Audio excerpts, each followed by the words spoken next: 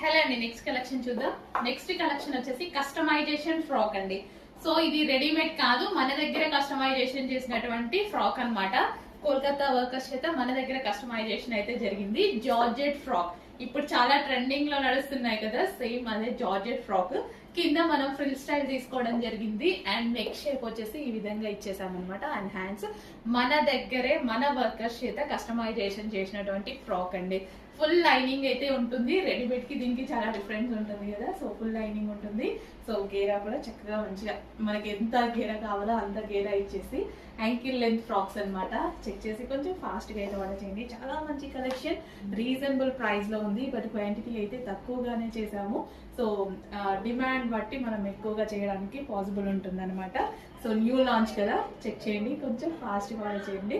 customization frocks, so మన దగ్గరే customization జరిగిన